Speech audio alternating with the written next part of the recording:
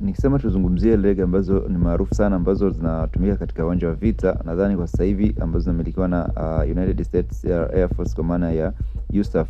Nadhani wengi tutazitaja ndege ambazo ziko very familiar na majina ambayo mara nyingi tunayasikia sana, kwa mfano F-22 Raptors, F-35 Lightning II, B-2 Spirit Bombers, B-52 Stratofortress, lakini pia A-10 Thunderbolt.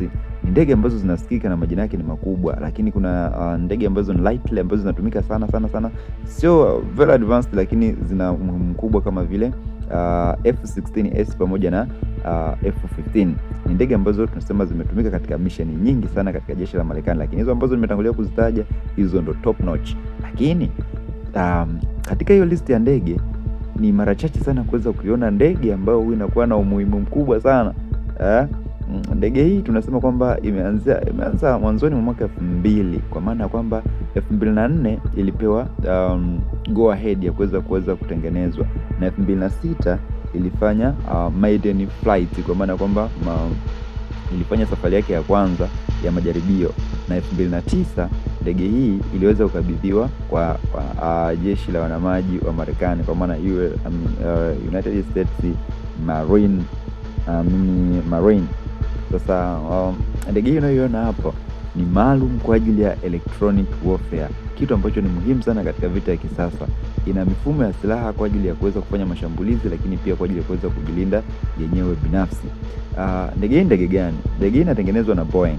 Inaitwa Boeing Electronic Attack 18 Growler. Ndege hii ina mifumo ya ulinzi kadhaa kama unavyoweza kuiona hapo. Hapo pembeni kuna ALQ 218 Digital Radar Warning ambayo yenyewe inazunguka 360, kwa hiyo inaweza ikaofa ulinzi wa hii ndege kutoka katika pande yote ile. Kazi yake kubwa ni kwa ajili ya kuweza kudetermine threat au hatari, lakini pia kuweza kujua hiyo hatari iko wapi na hatari ya aina gani, lakini pia eneo sahihi ambalo ipo. Lakini pia inayofuatia hapo kuna radar ambayo inaitwa ni ALQ 99 Jamming Pod. Hiyo jamming pod yenyewe kazi yake ni kuweza kufanya ziko jamming pod 5 kwanza. Kazi yake ni kuweza kufanya jamming au kuweza kuharibu mawasiliano ya radar za adui ili zisiweze kucommunicate. Lakini pia kuna ALQ 227 communication countermeasure, lakini yenyewe kazi yake ni kuweza kufanyaje, wakati zile radar za adui zina communicate, yenyewe ina intercept zile communication, alafu wakati huo ina rekodi, lakini pia inaweza ka playback, alafu ikatuma zile communications au yale mawasiliano kwenda katika command center, ambao sa command center wenyewe watakuwa wanasikiliza na kuweza kufanya maamuzi kulingana na maelekezo ambayo yanatolewa na ile ndege.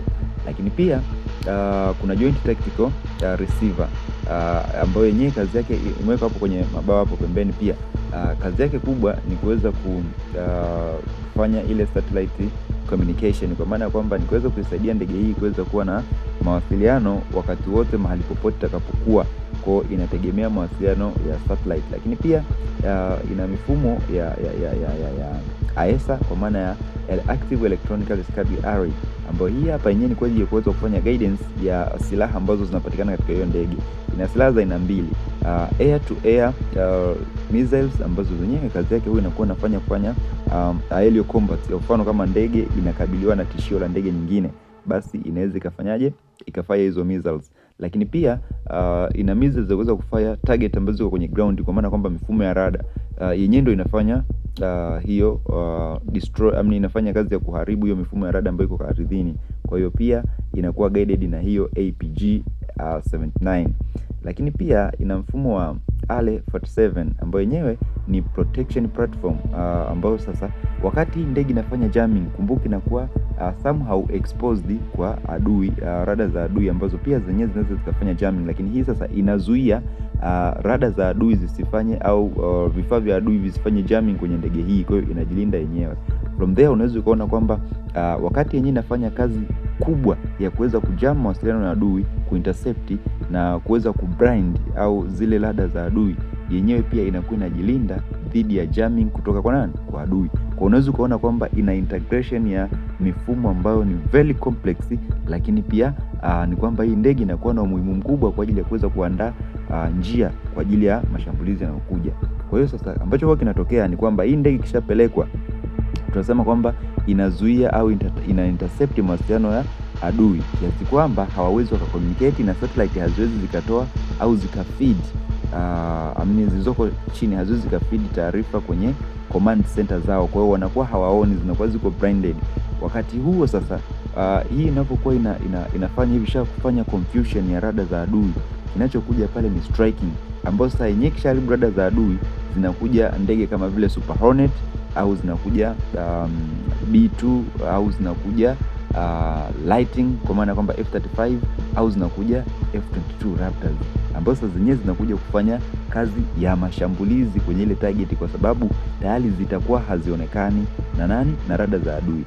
Licha ya kwamba kwa mfano ukizungumzia B2 Spirit au F-22 Raptors au F-35 Lightning 2, zenyewe tayari zina stealth technology, kwa maana kwamba ile radar cross section ni ndogo. Kwa rada za adui huwa zinaona hizo ndege licha ya ukubwa wake, lakini zinaweza zikaona hizo ndege kama kindege cha kawaida kilichopo angani. Kwa hiyo yani huyu ndege mnyama, sio ndege kwa maana ya silaha ya kivita.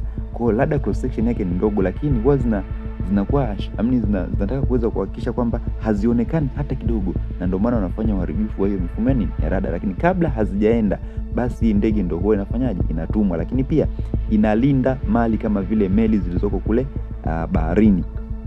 So na ushajua pia kwamba licha ya kwamba kuna ndege nyingi ambazo huwa zina majina makubwa zinasikika, lakini kuna ndege ambazo huwa zinatangulia kuweza kufanya kazi kurahisisha hizo ndege nyingine kama vile B2 bombers, F-22 na F-35 kuweza kufanya kazi vizuri bila kuweza kuonekana.